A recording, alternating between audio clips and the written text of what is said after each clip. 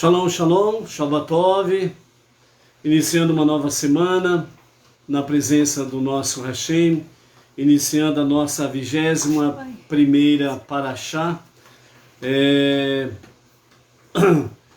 que nós estamos aí conectados com as nossas leituras diárias, Kitzá, quando fizeres, é a nossa 21ª Parashá, e nós vamos estudar do capítulo 30, a partir do verso 11 até o capítulo 34 e o verso 35 do livro de Êxodo, segundo livro da Torá. E esta semana nós estaremos estudando 139 versículos, pela graça de Hashem, que possamos chegar até o fim da semana, e então nós estaremos completando 2.526 versículos estudados até aqui. Amém? Baruch Hashem, a Simone de Ribeirão Preto, interior de São Paulo, a Donária, Carmo, lá de Lisboa, Portugal, já estão aí conectados conosco. E hoje nós estamos no dia 28 de fevereiro, último dia do mês de fevereiro, do ano 2021. Agora começam os preparativos para Pessach, né? Então agora a visão é com referência a Pessach. Então nós vamos aí começar a nos envolvermos, né, com Pessach, começar a adquirir as matzah, as matzot, né, as bolachas ou de matzah, o pão sem fermento, já começar a pedir antecipadamente para não deixar para a última hora, ok? Baruch Hashem, então nós louvamos Eterno por isso. O João Batista Farias, lá de Aliança, Pernambuco, também já está aí conectado conosco aí, ok? Então hoje nós estamos no dia 16 de Adar do ano 5781. Então, portanto, nós estamos a 163 dias do ano 5781. E novamente, né, vamos aí estar sempre recordando a data de Pessach, né?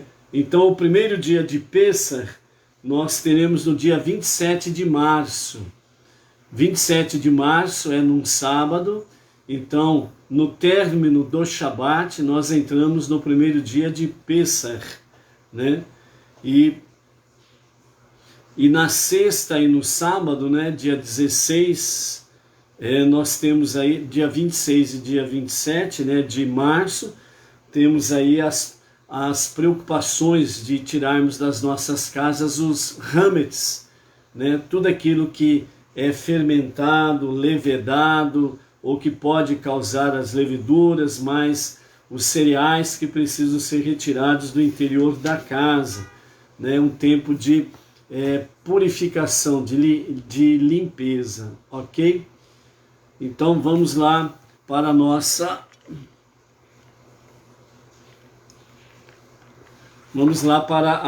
então, gota de sabedoria do nosso Rebbe Menachem Mendel.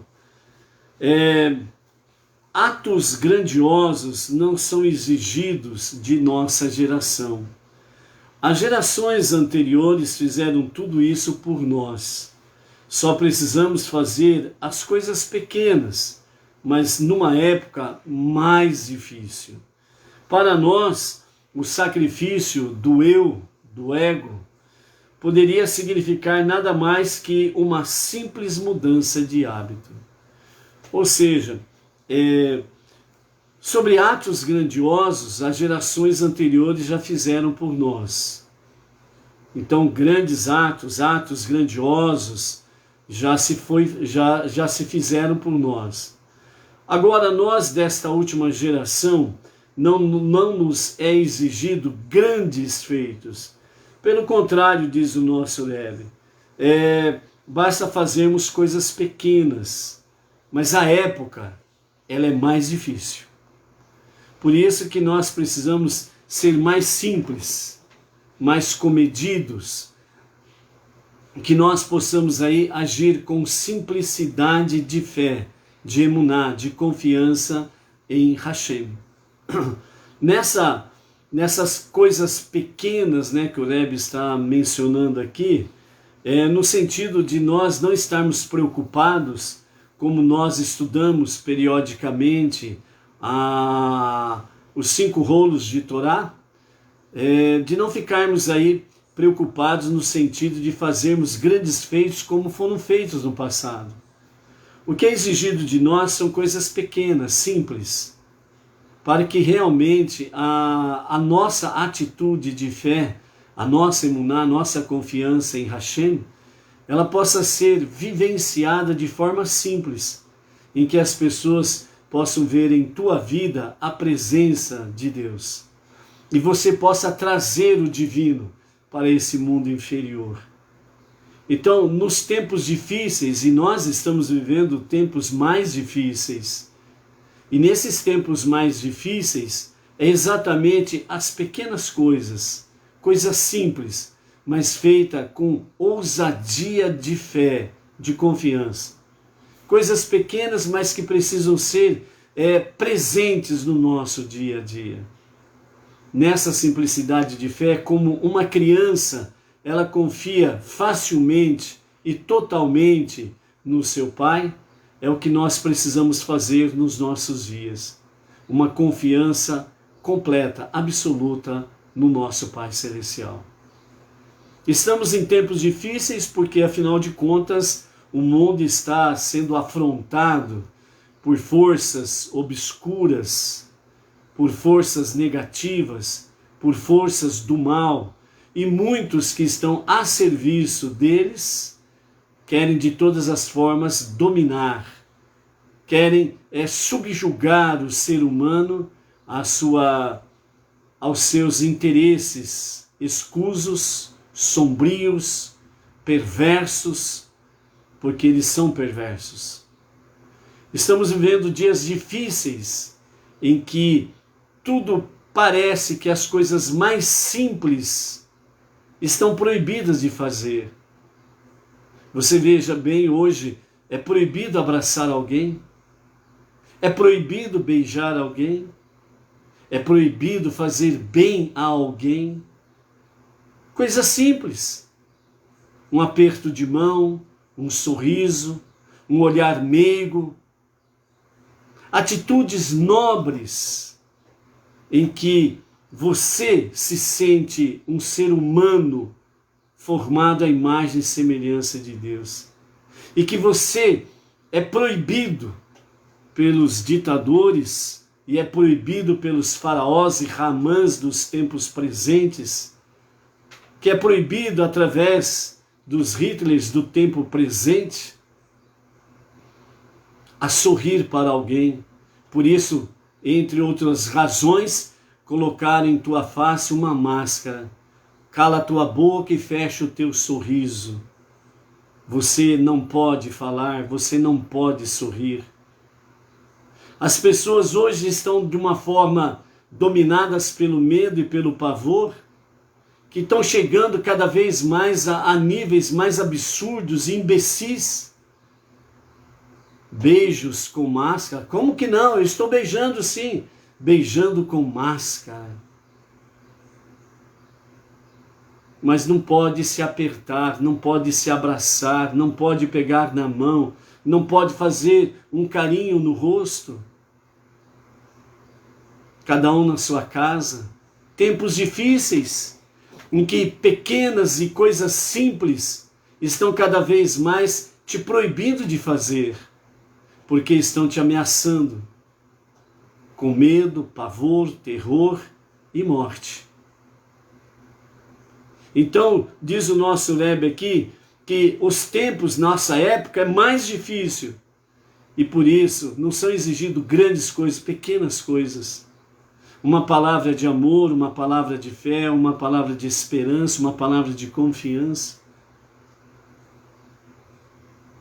Para romper realmente esse sistema obscuro e perverso que está diante de você. Coisas simples para exatamente confundir aqueles que se acham grandes sábios.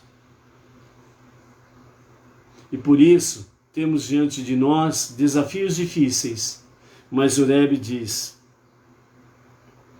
que para nós o sacrifício do eu, o sacrifício do nosso ego, poderia significar nada mais que uma simples mudança de hábito. Eu não sou mais importante do que outro. Eu não sou mais importante do que o meu próximo. Nós somos iguais diante do Criador. Sacrificar o nosso ego, o nosso egocentrismo, o nosso egoísmo, é deixar de parar de pensar só em si mesmo e olhar para frente e ver que o teu próximo, ele está precisando de você. Ele está sem amparo e ele está precisando dessa força que você tem, porque você está num lugar bom, seguro e forte. A nossa rocha, o nosso Todo-Poderoso, o nosso Deus, como diz os 5 primeiros livros da Bíblia. Vimos aí o exemplo do 5º e o 6º e o 7º Rebbe, diante das dificuldades da cortina, de estarem atrás da cortina de ferro.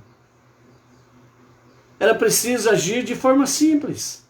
Vimos o último Purim, que o nosso 5º Rebbe passou, Rashab. Enquanto que reunidos em sua casa estavam, e era proibido reuniões, era proibido cantar, era proibido beber, beber vinho, era proibido juntar dinheiro, era proibido aglomeração, era proibido falar em voz mais elevada, mais alta. E o Rebbe simplesmente disse coisas simples, coisas profundas e elevadas da Torá.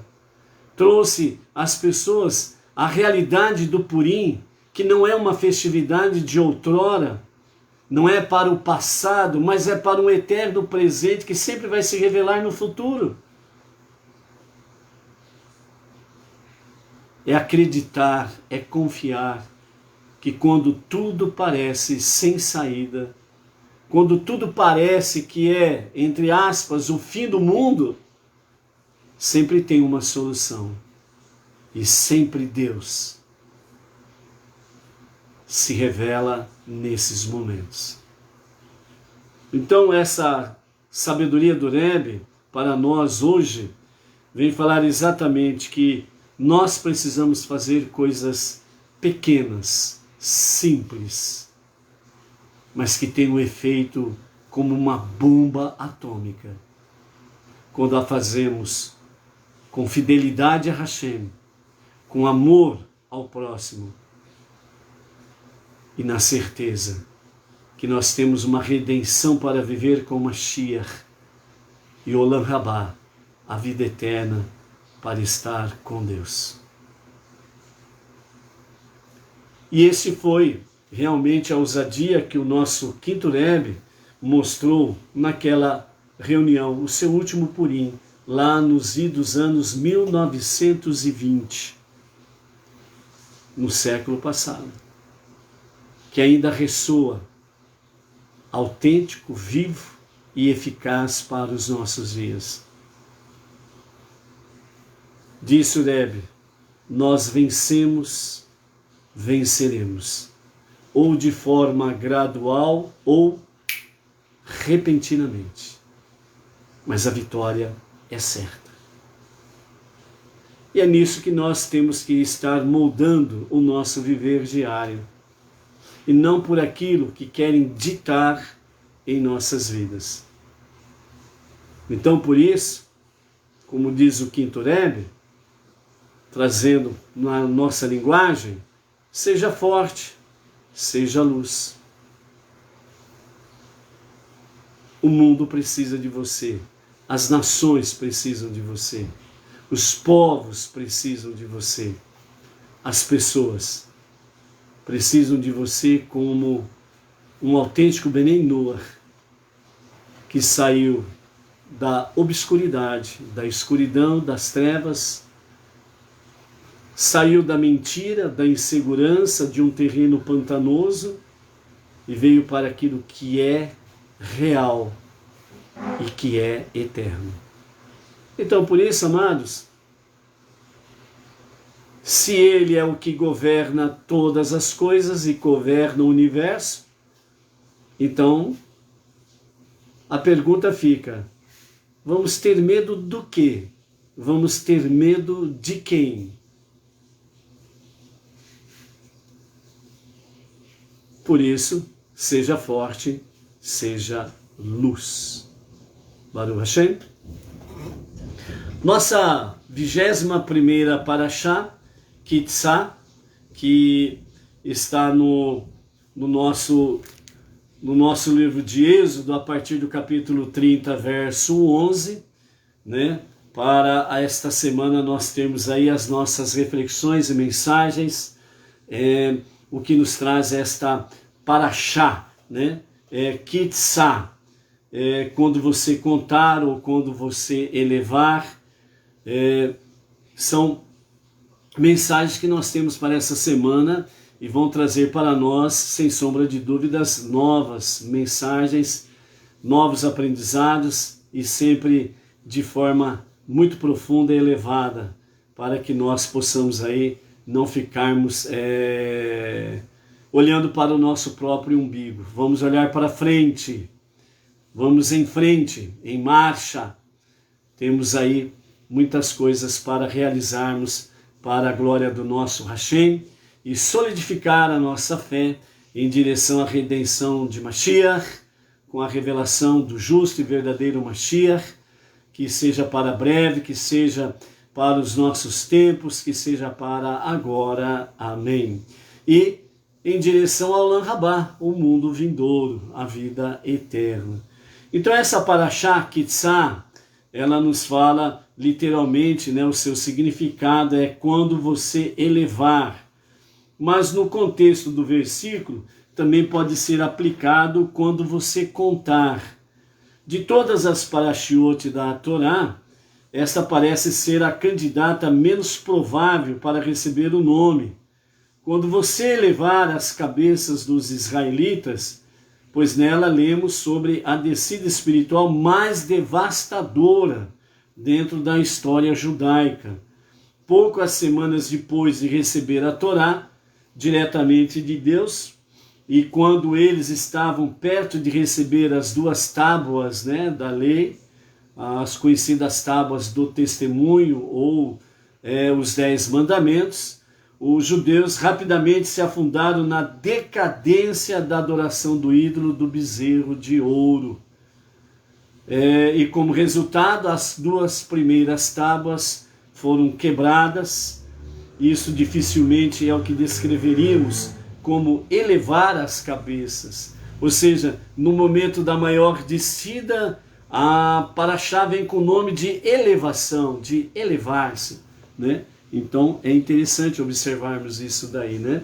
Então temos aí o André Oliszewski, o Vinícius de Ribeirão Preto, o André de Paraná, né? O Luiz Ribeiro, o Cícero Lopes também estão aí conectados conosco nessa tarde, né? A Carla de Vila Velha, né? Também está aí conosco. Baruch Hashem, William, né? Também aí de Minas, também chegando aí, Baruch Hashem, né? Vamos continuando aqui na nossa introdução à nossa Parashá. Segundo os nossos sábios, disseram sobre a Torá o seguinte, está lá em Avot, né? Pirkei Avot, capítulo 5, verso 21. Aprenda dela e aprenda dela, pois tudo está nela. Ou seja, qual é o que você explica sobre a Torá?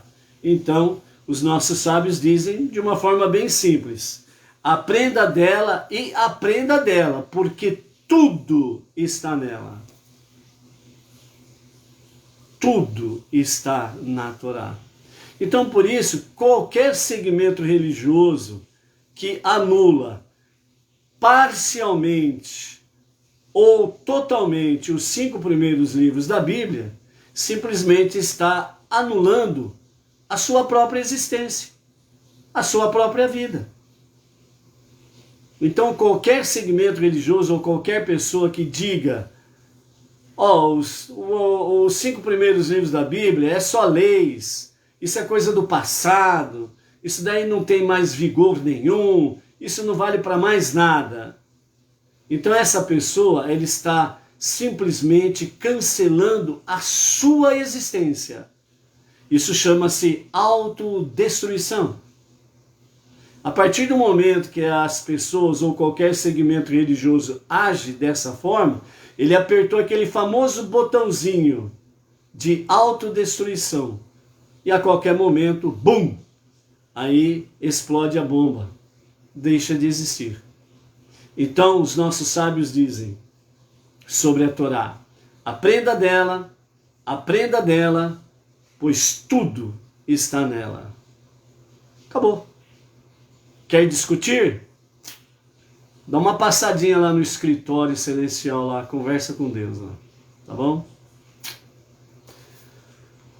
A princípio querem dizer que podemos encontrar na Torá ideias ligadas a todas as áreas das nossas vidas. Porém, em um nível mais profundo, a declaração de que tudo está nela poderia ser aplicado a cada uma e a todas as ideias da Torá.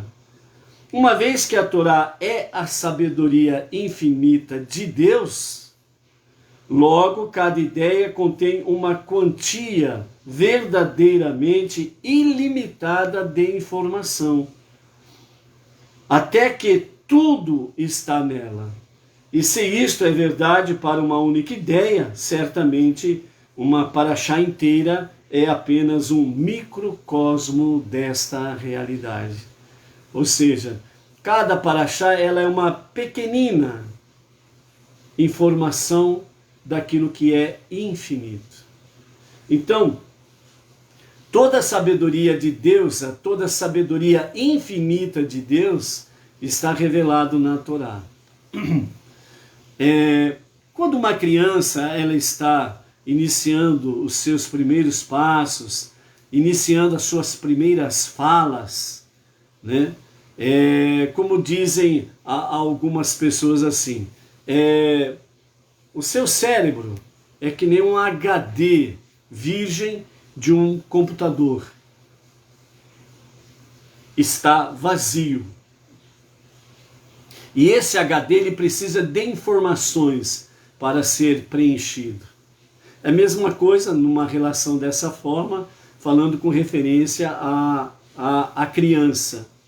Então a criança ela está com a sua cabecinha zerada. Ela precisa de informações para que a sua mente, o seu cérebro comece a processar as informações. E uma forma de podermos dizer sobre a sabedoria infinita de Deus contida na Torá, podemos fazer um paralelo aí com essa criança. Quando ela começa a falar as suas primeiras palavras, geralmente quando você diz algo à criança, ela normalmente responde perguntando, por quê? Aí você responde X. Acabou de responder, ela diz assim, por quê? Chega num ponto que você diz assim, para de perguntar por quê. Eu já não sei mais como responder. Entendeu? Só que aqui na Torá, a sabedoria infinita de Deus, ela é revelada e cada palavra, cada letra, ela vai tendo uma dimensão mais profunda, mais profunda. Por isso que os sábios, eles dizem que mesmo que levemos uma vida inteira, se possível fosse mais de 1000 anos, nós ainda não conseguiríamos chegar à dimensão da profundidade da sabedoria infinita de Deus. Por isso que a sabedoria dos nossos pais, eles falam de uma forma bem simples. O verdadeiro sábio é aquele que diz que ainda não sabe nada. Porque quanto mais se estuda a Torá, mais descobrimos que não sabemos nada. Então, por isso mesmo que ninguém pode dizer, eu sou o bom da Torá. Eu entendo de Torá como ninguém. Aí já cai por terra realmente aquele ser humano.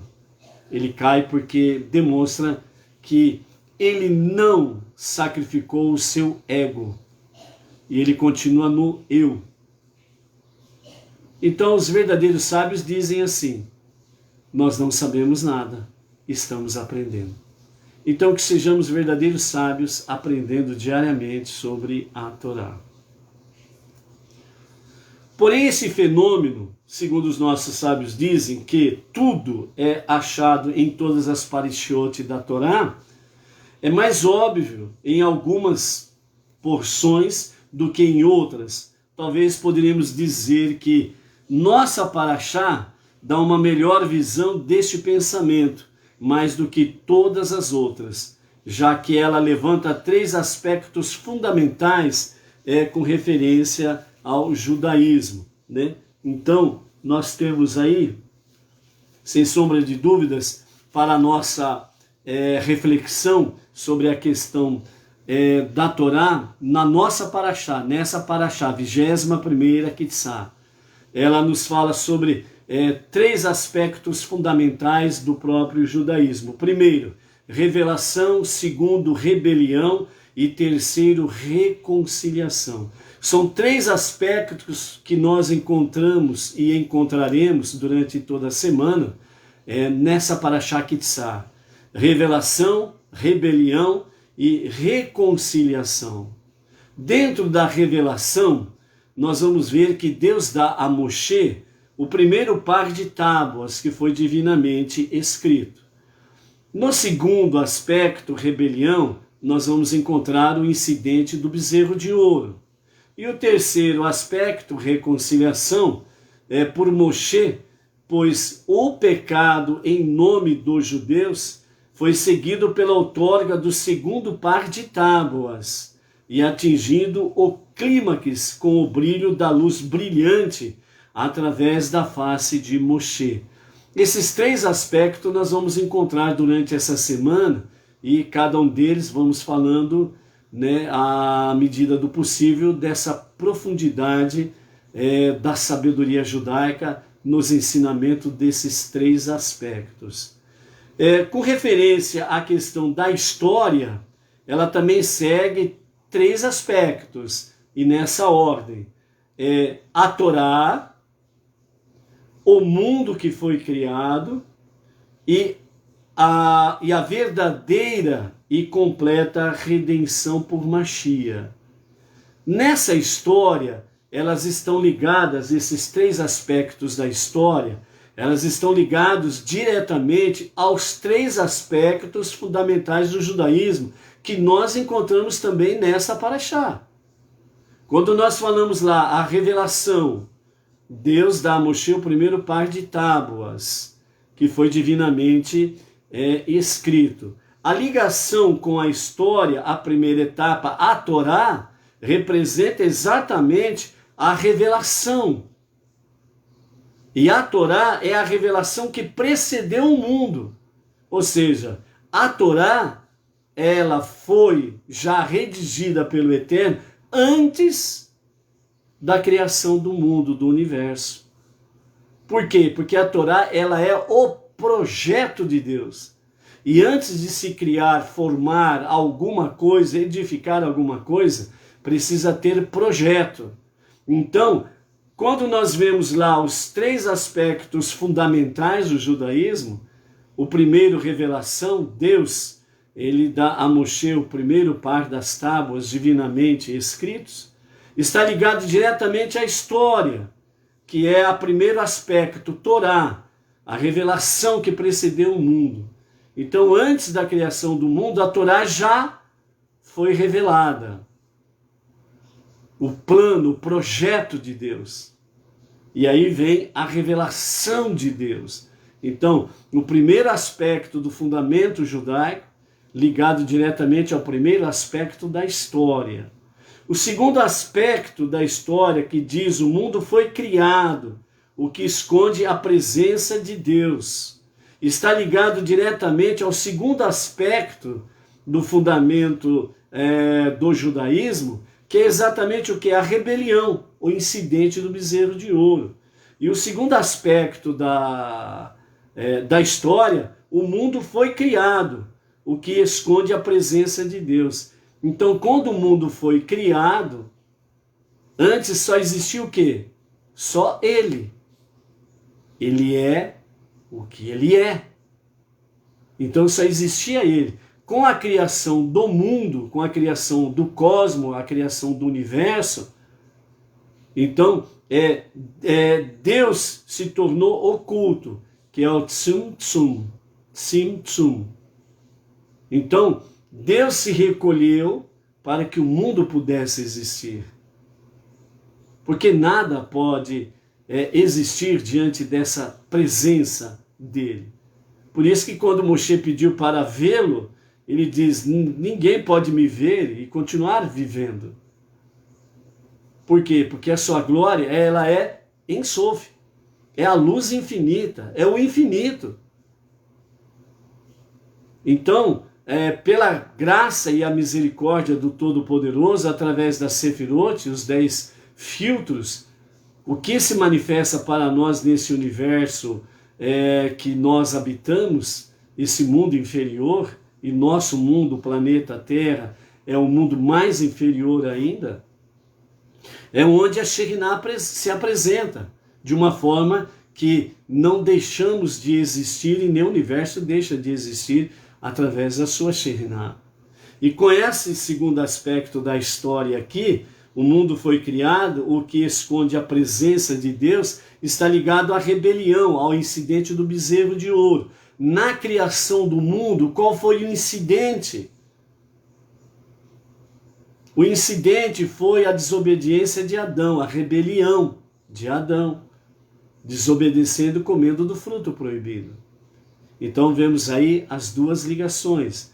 E o terceiro aspecto da história que nos diz, com a verdadeira e completa redenção por Mashiach, Deus finalmente se reconciliará com o seu mundo. E o terceiro aspecto dos fundamentos judaicos aqui está ligado à reconciliação. Quando Moshe, a reconciliação por Moshe, pois Moshe foi esse Mashiach do seu tempo, da sua geração. Pois o pecado em nome dos judeus foi seguido pela outorga do segundo par de tábuas e atingiu o seu clímax com o brilho da luz brilhante através da face de Moshe. Ou seja, a reconciliação do aspecto fundamental, esse terceiro aspecto aqui, a reconciliação por Moshe, certo?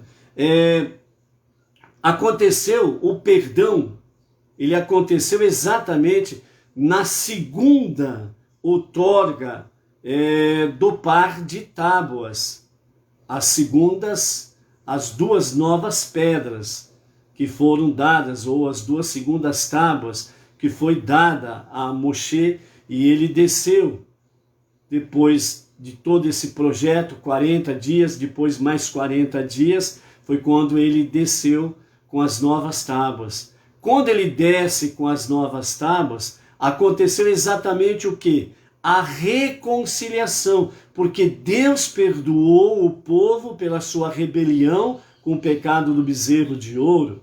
E aí ele outorgou a Moshe as novas tábuas. Então ele desceu com as novas tábuas, um sinal material de que Deus tinha perdoado o povo judeu por causa do pecado do bezerro de ouro.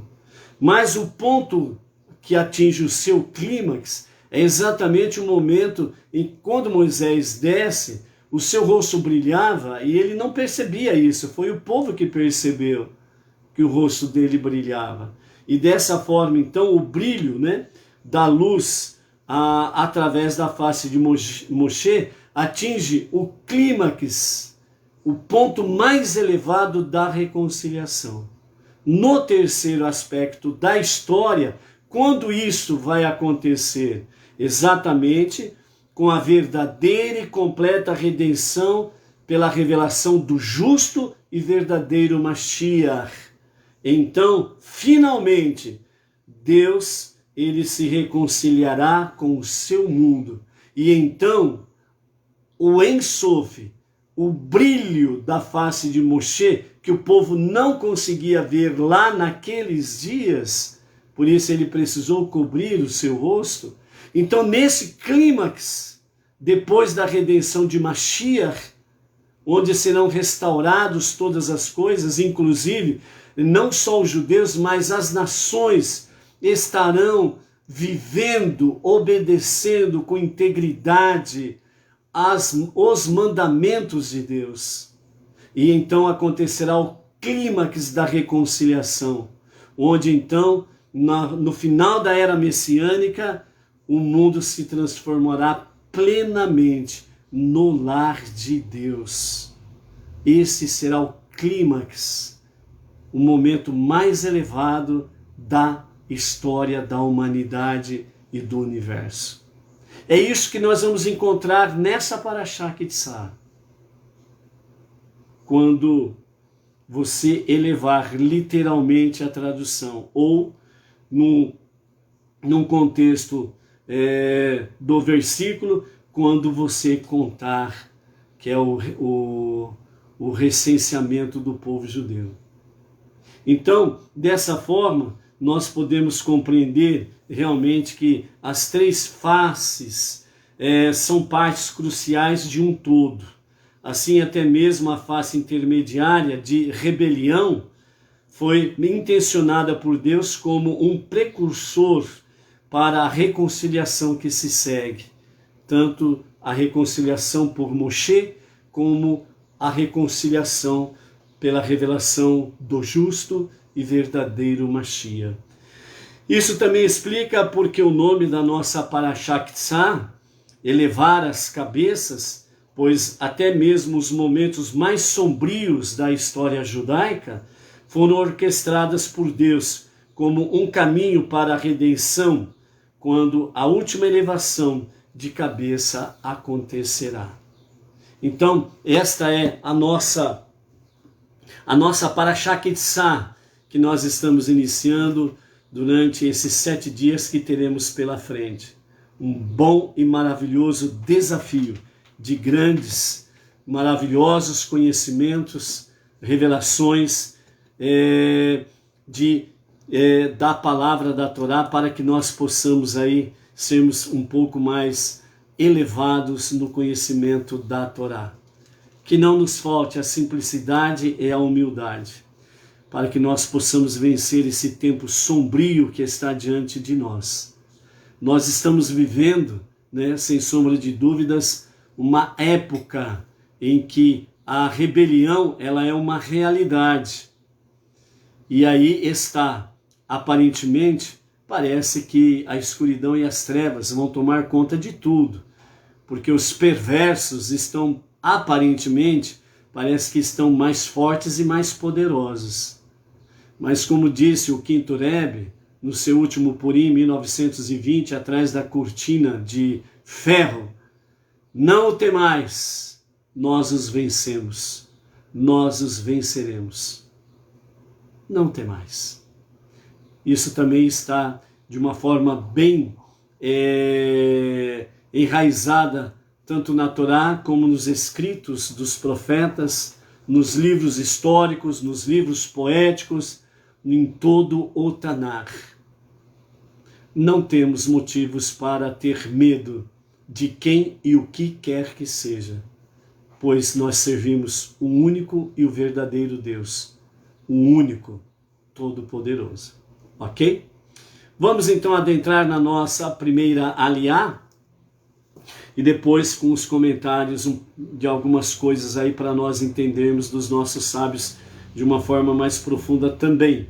Então, capítulo 30, verso 11 até o capítulo 31, verso 17, com os comentários de Rashi, entrando então na nossa primeira aliá da 21ª Parashá, Kitzá, quando fizeres ou quando elevares, né, as cabeças do povo israelita. Então diz assim, com os comentários de Rashi: continuando as instruções para o tabernáculo, Deus falou a Moshe dizendo: além da prata que coletarás como parte das doações voluntárias para a construção do tabernáculo e a produção de seus utensílios e das vestes sacerdotais, cobrarás do povo uma quantia adicional ao contá-lo. Farás o recenseamento quando desceres do Monte Sinai após Yom Kippur, a fim de que se saiba o número de sobreviventes após a praga que os acometeu por terem feito o bezerro de ouro. E novamente, um mês depois que o tabernáculo for erguido em ambos os censos, contarás os israelitas indiretamente, coletando impostos de captação, porque uma contagem direta poderia fazer meu atributo da justiça reconsiderar se merecem ser tão numerosos ou não. Então aqui o comentário de Rashi traz para nós o seguinte: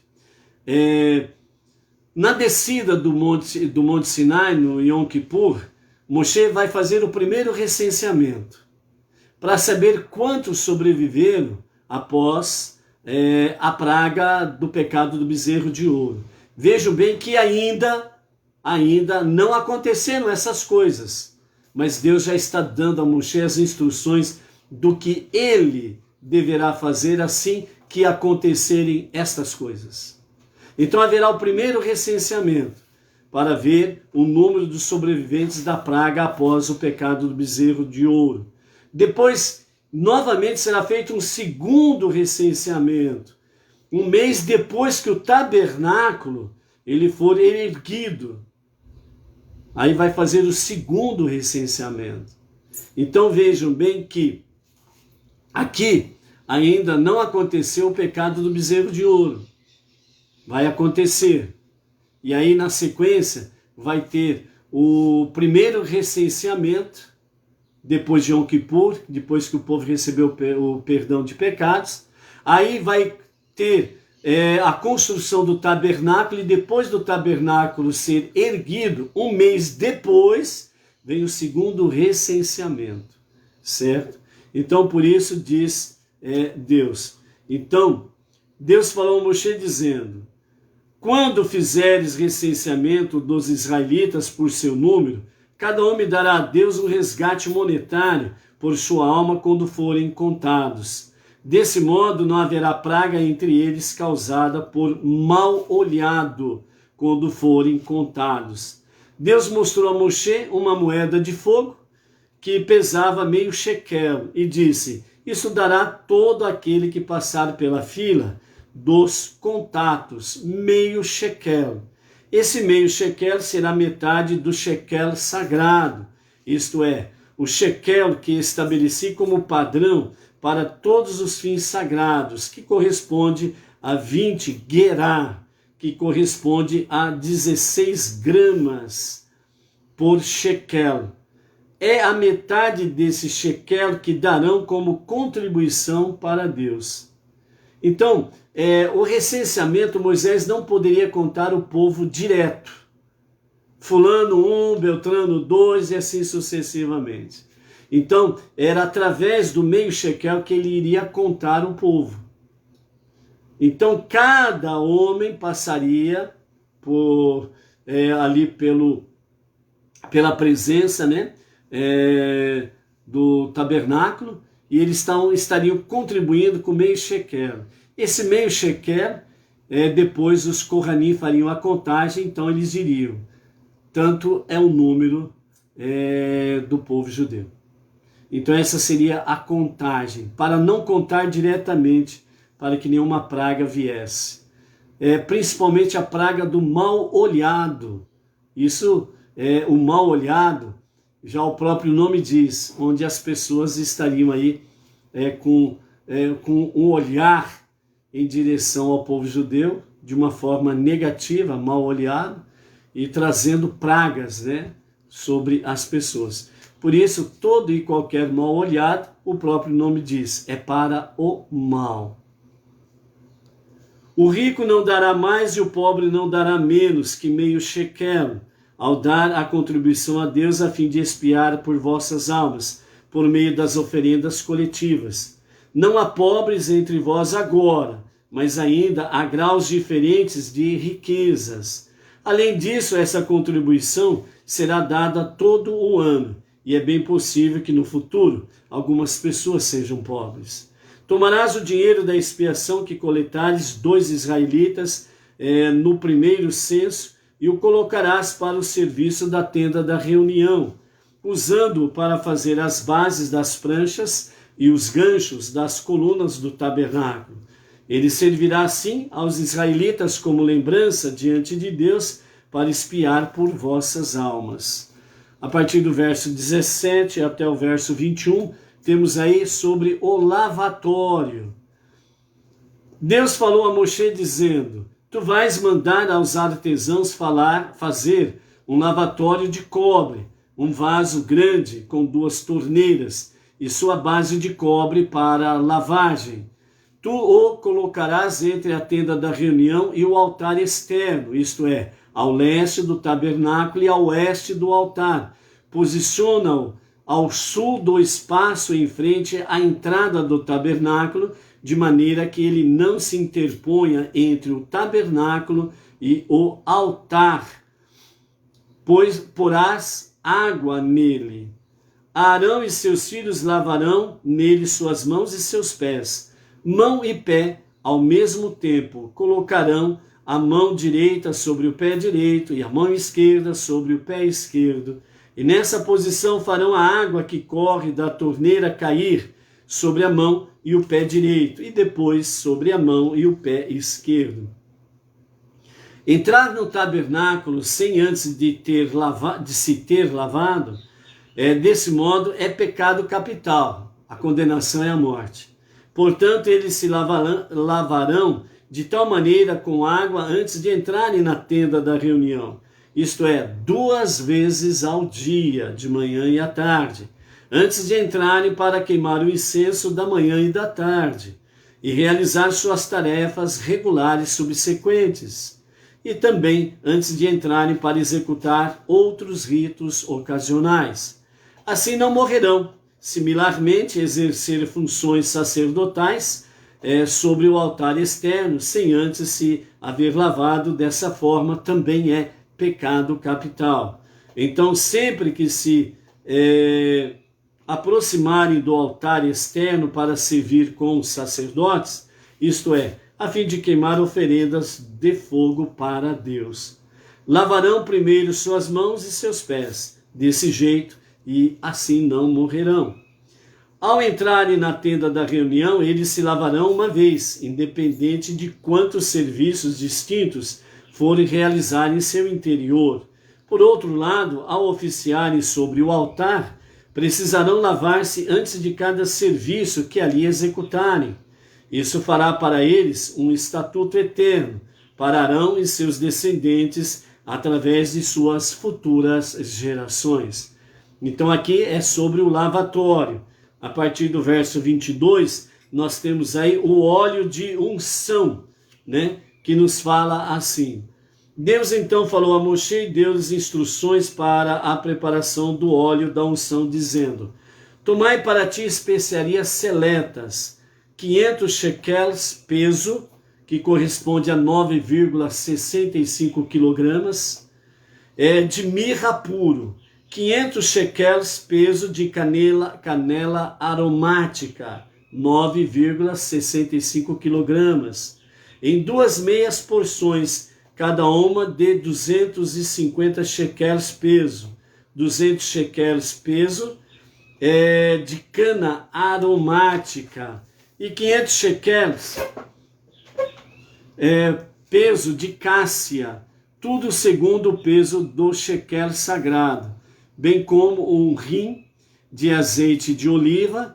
Toma 2 meias porções de canela em vez de uma porção inteira, de maneira que quando as especiarias forem pesadas, ao se acrescentar uma pequena quantidade para fazer oscilar os pratos da balança.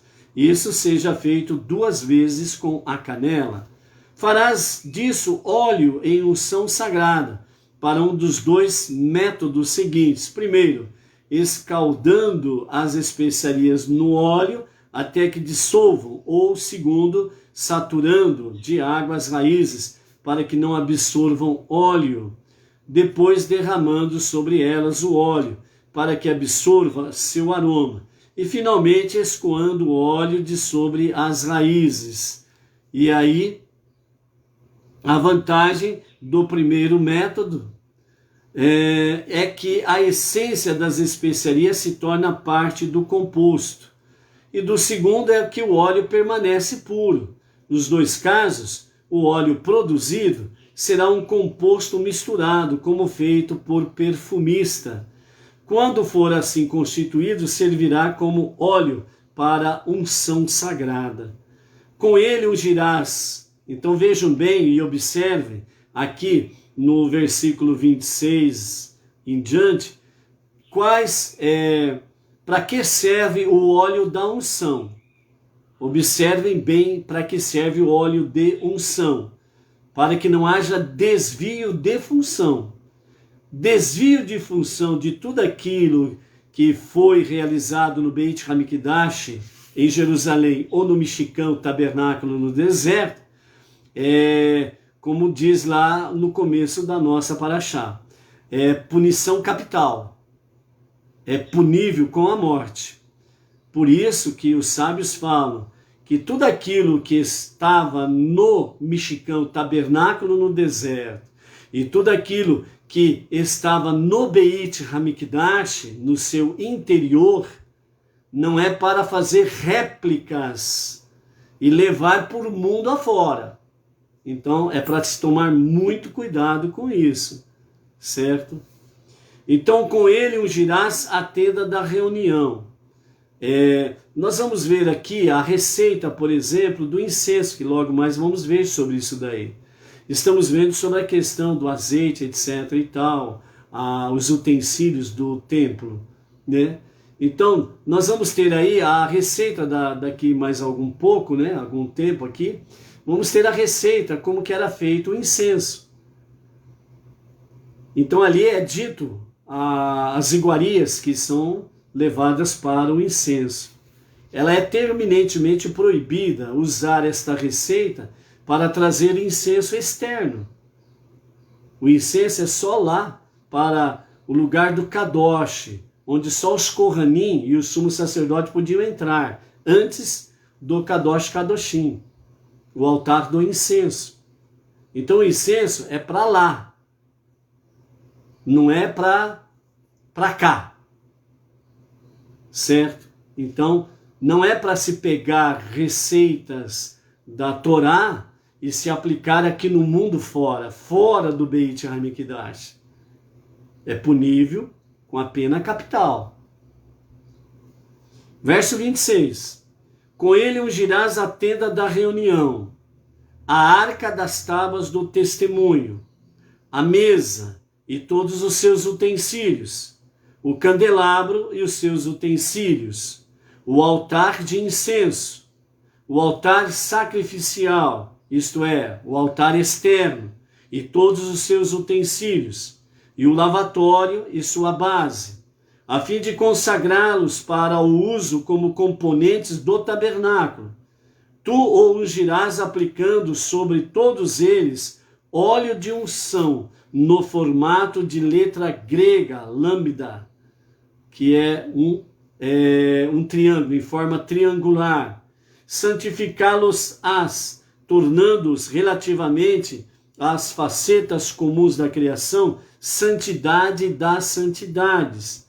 Em virtude disso, tudo que neles tocar, ou seja, for colocado em qualquer recipiente assim santificado, se santificará, isto é, será passível de desqualificação como sacrifício, como todo objeto santificado, e não poderá ser redimido por dinheiro para voltar à condição anterior, desprovida de santidade. Porém, essa santificação por contato só ocorrerá se o objeto for colocado em um recipiente próprio para contê-lo. Isto é, um líquido posto em recipiente feito para condicionar líquidos e uma matéria seca em recipiente feito para guardar secos. Ungirás a Arão e seus filhos também, e os santificará para que me sirvam como sacerdotes. Então vejamos aqui, o óleo da unção é para todos os utensílios do templo.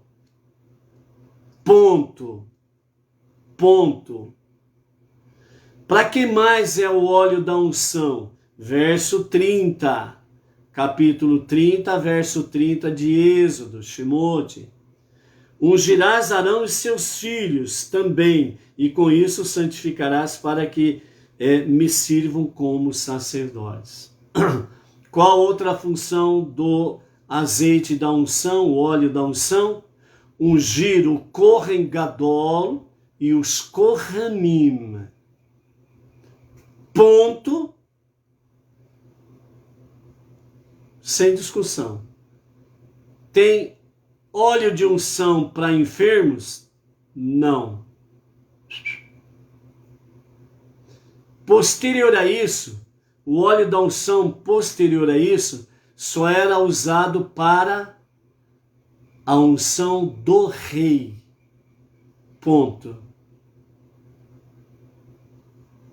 Fora isso, não se usa o azeite de unção para mais nada. Ponto final. Verso 31, falarás aos israelitas e dirás: esse será o óleo de unção sagrado para mim. Através de vossas futuras gerações, independente de quanto se usar dele milagrosamente, não se esgotará. Também usareis para ungir reis, mas o ungireis vertendo óleo sobre ele no formato de uma coroa. No entanto, não será aplicado à pele de pessoa, que não sejais autorizados a ungir, e não fareis nada igual a ele usando as mesmas proporções de especiarias e óleo. Esse óleo é sagrado e se manterá reservado estritamente para fins sagrados para vós. Ponto. Todo aquele que fizer, olha agora a advertência que vem no verso 33. Todo aquele que fizer uma mistura idêntica ou puser do óleo que Moshe fará sobre pessoa não autorizada, será cortada de seu povo, morrendo prematuramente e sem filhos. Está aí. Então aqui no verso 33 nós encerramos sobre a questão do óleo de unção.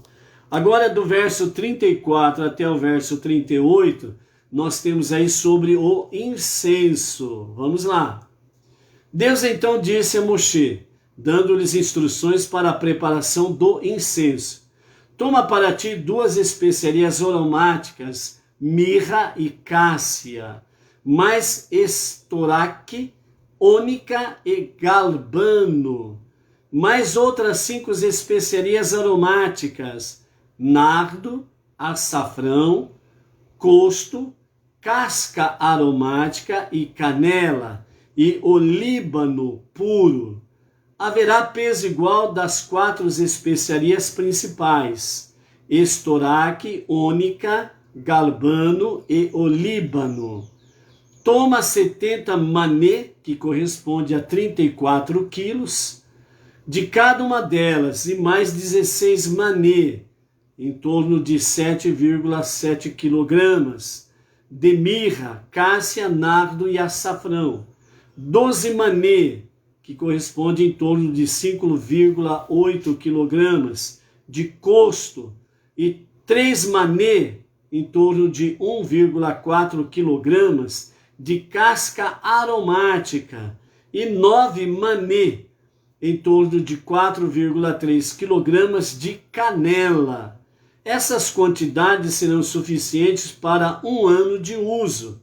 O fato de o galbano ser incluído, apesar de ter odor desagradável, te ensina que não deves impedir que os malfeitores participem das reuniões públicas. Ou seja, todo ser humano pode participar das preces. Farás desses ingredientes incenso, um composto misturado como por perfumista, bem mesclado. Toma cuidado para que o composto se mantenha puro, isto é, inviolado, e adquire os ingredientes unicamente com recursos do tesouro do tabernáculo, para que o incenso seja santo.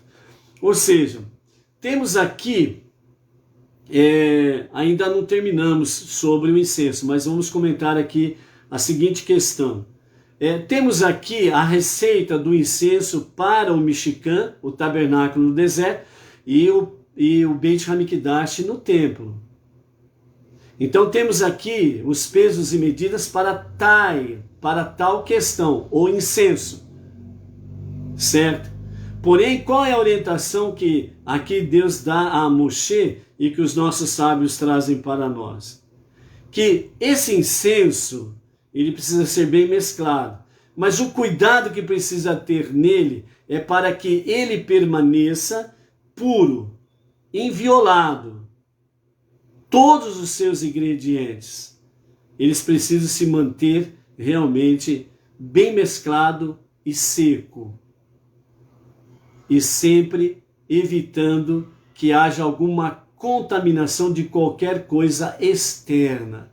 Então tem que ser bem guardado para que não caia nenhum tipo de mistura estranha ao incenso. Dessa forma, o X da questão aqui, para que o incenso seja mantido, seja santo e seja mantido santo, ele precisa ser adquirido únicos e exclusivamente com os recursos do tesouro do tabernáculo. Então aqui nós temos mais um segredinho de que incensos fora do tabernáculo, fora do templo de Jerusalém, ele não é nem santo e nem aprovado por Deus. Entendeu? Moerás uma parte dele, reduzindo-a a pó fino, e colocarás 2 vezes o dia sobre o altar de incenso, situado diante da arca que contém as tábuas do testemunho, na tenda da reunião, onde me reunirei contigo. O incenso será santo dos santos para vós. Não fareis para vós incenso com as mesmas proporções de ingredientes do que farás para mim. Esse método de formulação será santo para ti, para Deus, isto é, reservado exclusivamente para a preparação do incenso sagrado. Todo aquele que fizer um composto idêntico para fins pessoais, por exemplo, para cheirar suas fragrâncias, será cortado de seu povo, morrendo prematuramente e sem filhos. Ou seja, o incenso do tabernáculo no deserto, do templo em Jerusalém, ele é exclusivamente para o templo. Ele é exclusivamente para Deus. O incenso que nós estamos vendo aqui nessa nossa porção dos 5 primeiros livros da Bíblia, no livro de Êxodo, capítulo 30, versos 34 até o verso 38, aqui nós temos a receita do incenso. Mas ele não pode ser feito fora do templo de Jerusalém. Se porventura as pessoas querem fazer algum tipo de incenso, eles podem fazer de ervas aromáticas, iguarias aromáticas, certo? Sem usar os ingredientes do templo que nós estamos lendo aqui, sem usar na sua totalidade, porque é para fins específicos do templo e santo. Se as pessoas querem fazer algum tipo de incenso para poder cheirar, para ter um ambiente agradável, etc. e tal, é só para isso, para ter um ambiente agradável, perfumado, para mais nada. Incenso não santifica a vida e casa de ninguém fora do templo. Os incensos que são feitos por aí afora é apenas para tornar o ambiente agradável, um cheiro agradável, um cheiro perfumado no ambiente. Ponto final, acabou.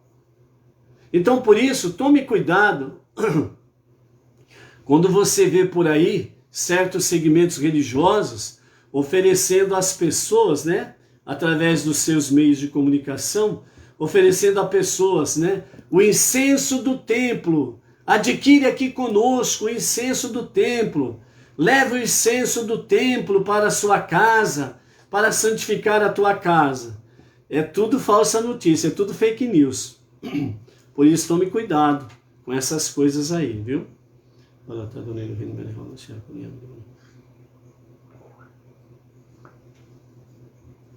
Isso significa, amados, que qualquer segmento religioso que fica aí patrocinando incenso de Jerusalém, incenso do templo, e fazendo comércio, tudo está errado. Não tem nada certo, está tudo errado.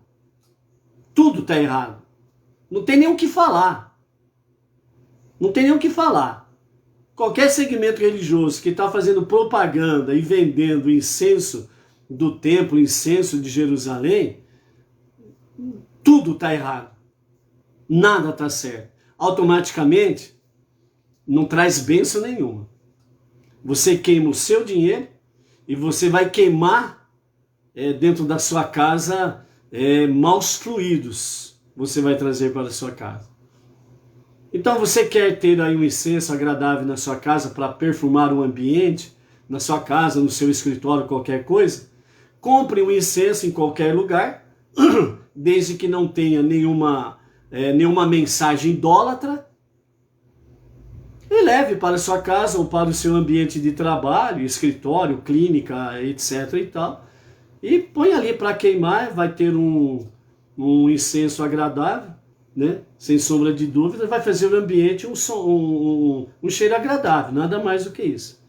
Para qualquer outro tipo de uso, está errado também, ok?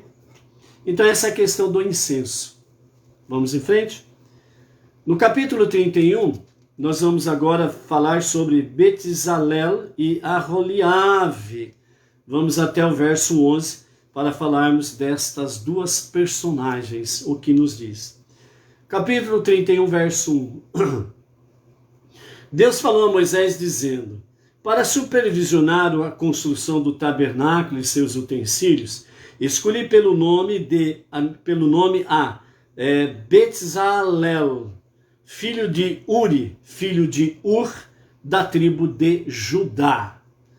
Dotei-o de espírito divino, de sabedoria, isto é, a capacidade para aprender com os outros e também por si mesmo, de inteligência dedutiva, de inspiração divina e de talento para todo tipo de obra, para criar desenhos, tecidos e trabalhar em ouro, prata e cobre, e da arte de engastar pedras preciosas e entalhar madeira, e toda espécie de ofício.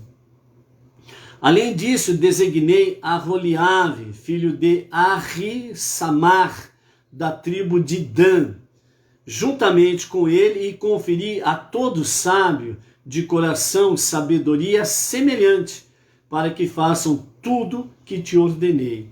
A tenda da reunião, a arca para as tábuas do testemunho e o tampo sobre ela, e todos os implementos da tenda da reunião. A mesa, seus utensílios, o candelabro de ouro, e todos os seus utensílios, e o altar de incenso. O altar externo sacrificial e todos os seus utensílios. O lavatório e sua base, os panos enredeados para embalar os móveis e utensílios, as vestes sagradas para Arão, o sacerdote, e as vestes de seus filhos para serem usadas durante seu serviço como sacerdotes, o óleo de unção e o incenso de especiarias para queimar no santuário, conforme tudo que te ordenei, assim farão.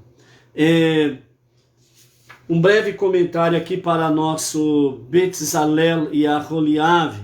Betzalel, da tribo de Judá, e Aholiav, da tribo de Dan. A tribo de Judá, a tribo mais elevada, e a tribo de Dan era considerada a tribo mais inferior. Ou seja, Deus ele pegou realmente do mais elevado e do mais inferior e uniu os dois para fazer obras sagradas e maravilhosas para o Mishkan, o tabernáculo no deserto. Ou seja, o que Deus quer mostrar para nós aqui é que, sem sombra de dúvidas, não importa, vamos assim dizer, o grau de elevação de sabedoria das pessoas no serviço a Deus. O importante é que todos estejam no mesmo serviço a Deus. Não há distinção no serviço a Deus, no sentido de sermos agradáveis a Deus e de podermos, segundo aquilo que é da capacidade de cada um, de um fazer.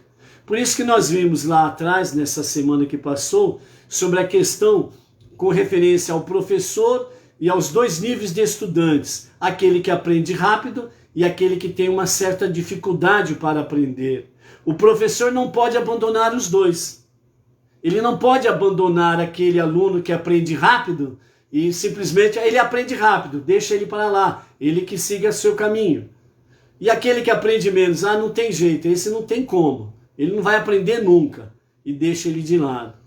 Então, o papel do professor aqui é fazer com que os dois possam continuar no aprendizado, na mesma importância do aprendizado, na mesma importância do saber, da sabedoria. O professor aqui representa Deus e os alunos aqui representam o povo, tanto o povo judeu como o povo não judeu. O povo judeu aprende mais rápido, o povo não judeu demora um pouquinho mais. Está entendendo? O professor aqui é o nosso Deus. O aluno que aprende mais rápido é o filho primogênito, que é Israel, o povo de Deus, o povo escolhido de Deus. E nós, os irmãos mais novos, somos as nações. Mas a partir do momento que nós nos unimos no monoteísmo, nós estamos ombro a ombro, prestando a Hashem o mesmo serviço, com o mesmo coração, com o mesmo amor. Entendeu? Então Deus aqui está mostrando essa realidade. A tribo de Judá e a tribo de Dan. Ou seja, Betzalel e Aholiav. Certo? A partir do verso 12, nós temos aí a questão sobre o Shabat que nos traz para nós aqui. Deus disse a Moshe o seguinte: quando desceres ao do Monte Sinai, transmitirás meus ensinamentos ao povo de duas maneiras. Na maioria dos casos, primeiro explicarás os assuntos específicos a Arão. Moisés, Arão. Então Moisés vai explicar e ensinar a Arão. Depois que você ensinar a Arão, então Arão ele vai sentar à tua esquerda. Então os seus filhos entrarão e tu lhes repetirás as mesmas coisas. Moisés fala com Arão, repete com os filhos de Arão. Depois que os filhos de Arão, eles ouvirem o teu ensinamento, depois eles se sentarão, dois à tua direita e dois à esquerda de Arão. Os príncipes entrarão e tu lhes exporás a mesma matéria. Então temos aqui Moisés, Arão, os filhos de Arão e os príncipes do povo, né? E então, finalmente, e os príncipes entrarão e tu lhes exporás a mesma matéria em seguida. Eles se sentarão dos dois lados. O resto do povo entrará e tu lhes repetirás os ensinamentos. E então sairás, e Arão. Então, né, dessa forma, Moisés ensina. Moisés ensina Arão, ensina os filhos de Arão, ensina os príncipes e ensina o povo. Certo? Ou seja, Moisés, ele ensina 4 vezes. Em seguida, Deus diz, tu sairás. Então, Moshe sai do interior da tenda. Arão sai e ele torna a repetir a matéria para os demais. Sai os seus filhos e ele repete a lição para os príncipes e para o povo.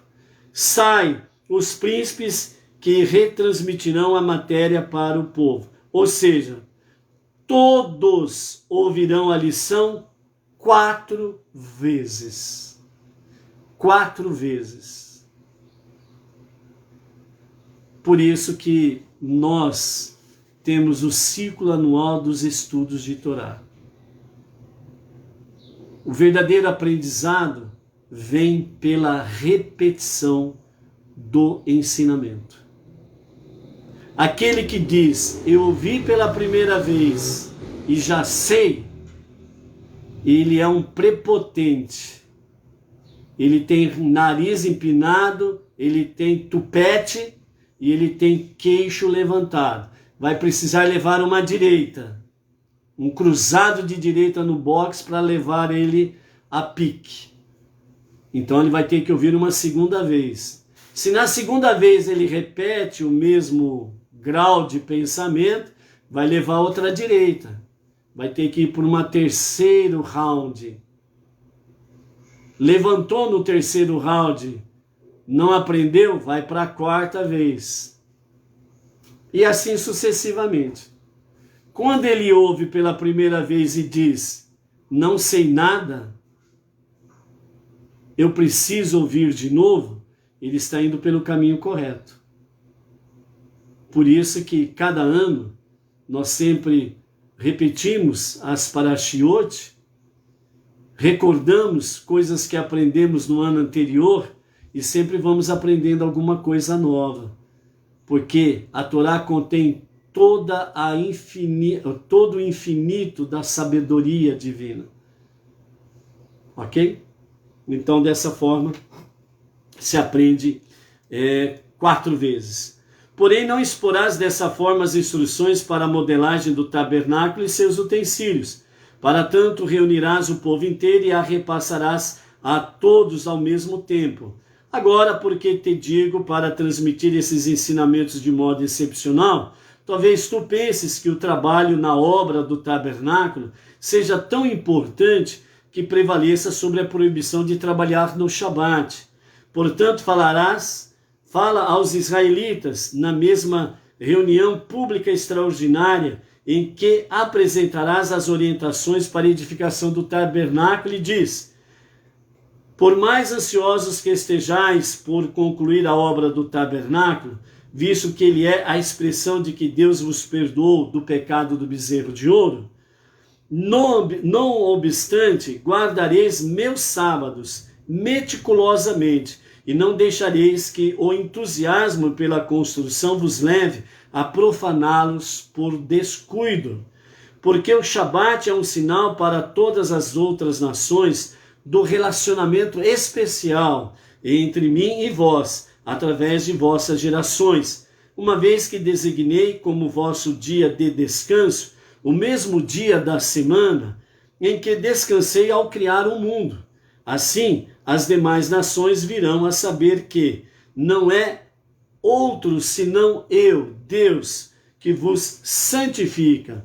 Portanto, guardareis o Shabat, pois ele é santo para vós. Aqueles que o profanarem tratando-o como um dia qualquer e fazendo qualquer tipo de trabalho nele proibido, serão mortos por condenação do tribunal, desde que haja testemunhas oculares da profanação, e elas tenham advertido previamente o acusado para que não agisse assim.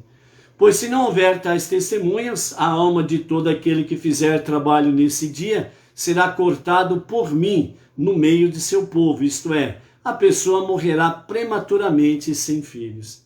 6 dias trabalharás, mas no 7º dia haverá descanso absoluto do trabalho, ou seja, não um repouso por fadiga, tédio ou inatividade, mas repouso santo, isto é, dedicado para Deus. Por isso, todo aquele que fizer trabalho no Shabat será morto. Os israelitas guardarão o Shabat, instituindo o Shabat através de suas gerações como aliança eterna. Ele é um sinal entre mim e os israelitas, para sempre, de que em 6 dias Deus fez os céus e a terra, e no 7º dia ele cessou de trabalhar e descansou. Certamente não foi porque estivesse fatigado ou não tivesse mais nada para fazer que descansei, e sim porque havia um propósito positivo no repouso. Similarmente, descansareis no Shabat pela mesma razão.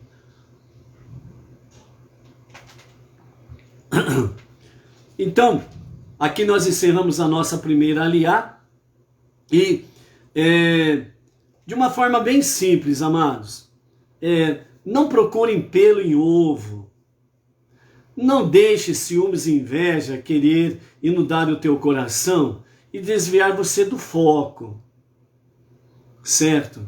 Desviar você do foco. Uma coisa que nós temos aqui é bem clara. A Torá, ela não deixa dúvida para nós. Então vejamos bem aqui o que diz, resumindo aqui para não ficarmos delongando. Verso 16, capítulo 31, verso 16. Os israelitas guardarão o Shabat, instituindo o Shabat através de suas gerações como aliança eterna.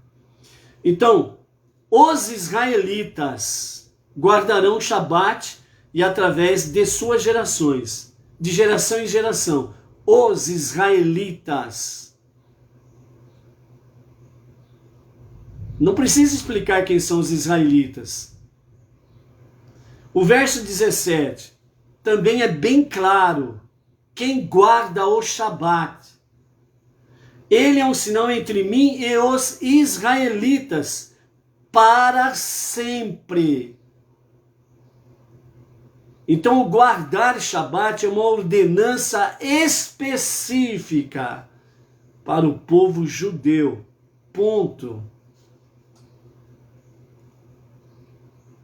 É uma aliança entre mim e os israelitas, diz o Eterno. Ponto. Por que alguém quer mudar a aliança de Deus e querer enxertar o não-judeu para guardar Shabat? Prestemos atenção nesses detalhes, amados. Para nós, não-judeus, honrar o Shabat é tão importante como para o judeu guardar o Shabat. Por isso, vamos honrar o Shabat de uma forma de santificar o Shabat através do que? Honrar o Shabat. Então é você tirar durante o dia de Shabat, ao entardecer, nós temos aí, pela orientação adequada do nosso Rav Yaakov Gerenstad, temos o nosso Sidur de preces diárias, temos o nosso, junto com o Sidur de preces diárias, temos aí o que podemos fazer no Shabat de preces. Então, na sexta-feira à noite, nós temos aí como recepcionar o Shabat. Lá estão as preces, tem o Kiddush, tem o vinho, o suco de uva, tem as 2 porções de pães especiais de Shabat. Temos antes disso tudo aí, no entardecer, o acender das 2 velas, sem as bênçãos. Estamos participando do mesmo serviço. com conotações um pouco diferentes, mas é o mesmo serviço. A aprovação e a bênção divina é a mesma. Temos durante o dia de Shabat, a parte da manhã à tarde, e a Havidalá, a separação do sétimo para os 6 dias comuns. Temos as preces da manhã, tem a prece da tarde de Shabat, tem a Havidalá.